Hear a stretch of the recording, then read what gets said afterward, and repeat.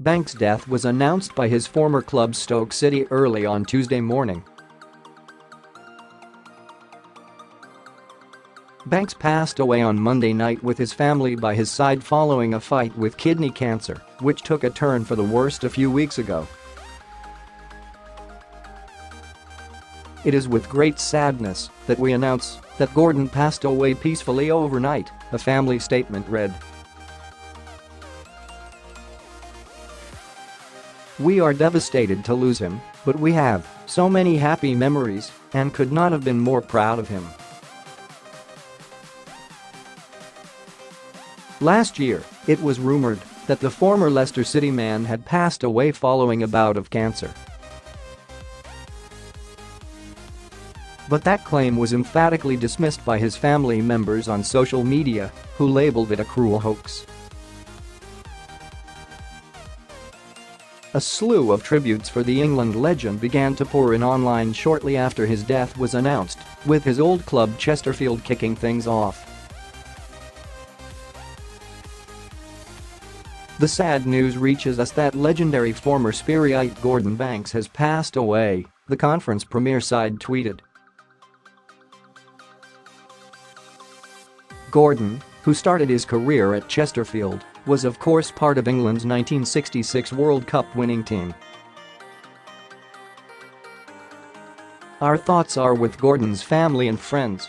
Leicester City, for whom Banks made 293 league appearances for," then tweeted, "Leicester City Football Club is deeply saddened to learn of the death of our former goalkeeper Gordon Banks, who has passed away at the age of 81.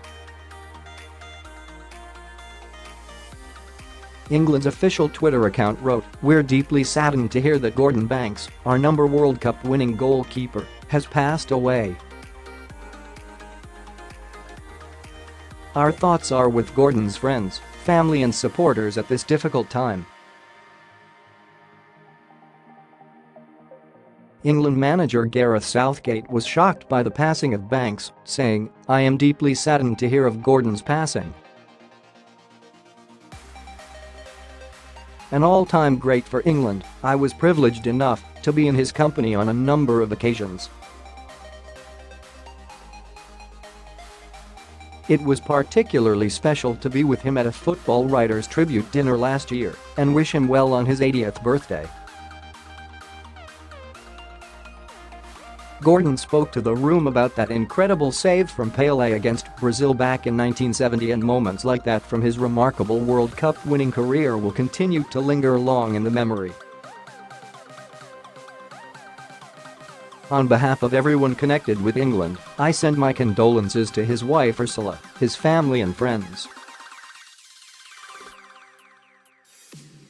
Banks' former England teammate and successor between the sticks Peter Shilton was devastated with the news, tweeting, "I'm devastated today, I've lost my hero, our condolences to his family, Rip Gordon."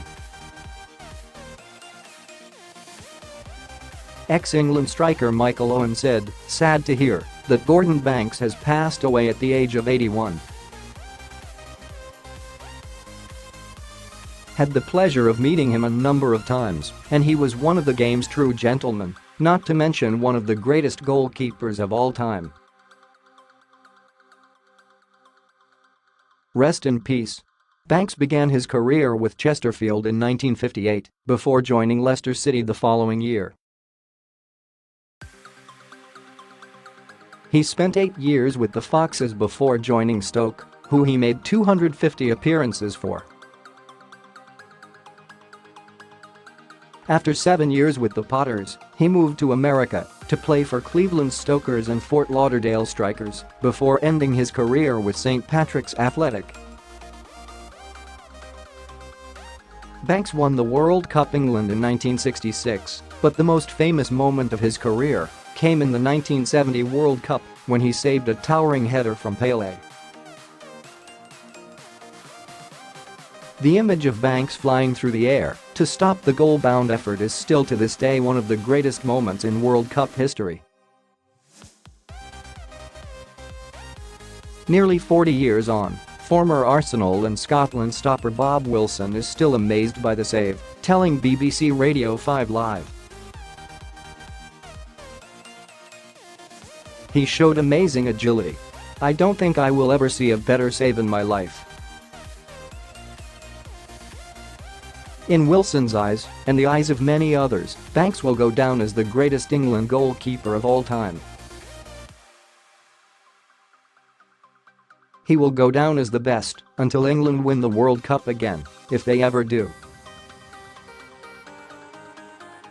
He will go down as the greatest England goalkeeper. I mean, the irony is, at this height now he would struggle in the modern game. As indeed I would. I was 6'1", Banksy was below 6 foot. I'm heartbroken, really. I was born in Chesterfield, Derbyshire, to very Scottish parents, as you know, Mickey. And I used to stand behind his goal as a kid. I'm only 2 or 3 years younger than him.